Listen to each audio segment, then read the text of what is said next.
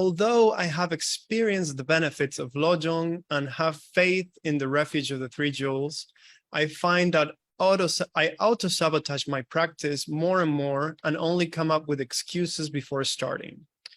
It is like a kind of fear of going deeper into my practice. Could you please give some advice on how to deal with this and recover the initial enthusiasm? Well, of course, this is something which many people come up against. You know, there's in the beginning we start with so much enthusiasm, and then at a certain point this resistance, inner resistance, builds up, and you know, we find excuses for putting it off. I think one thing is that it's very important to take refuge in the Three Jewels, really from the heart, and recognize how incredibly precious they are in all this world. Really, nothing better. I mean, sometimes we get very fed up and we think, oh, this is too much, and then we can't think of anything better to do. So what do? You just keep going, right? I would say make a commitment to every day do a session, 1 or 2 sessions, and keep those sessions fairly short, right? Just do them. And try to think of a practice which normally you would enjoy. You know, either shamatha practice or analytical meditations, Mahamudra Dzogchen, Yidam practice. A lot of people enjoy doing Tara. Whatever the practice is, keep it fairly short, but do it, right? And don't listen to yourself.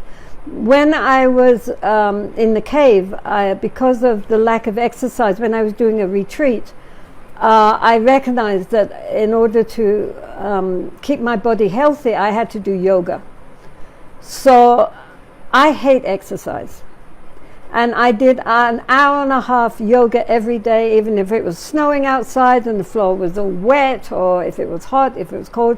The one question I did not ask myself was, do I feel like doing yoga? Don't ever ask yourself, do I feel like sitting down and practicing? Just do it, right? You have a time and you do it. So that, I would say, is the most important thing. So then one could read some inspiring literature, or, you know, inspiring books, or just articles, watch inspiring talks online, and so on, right?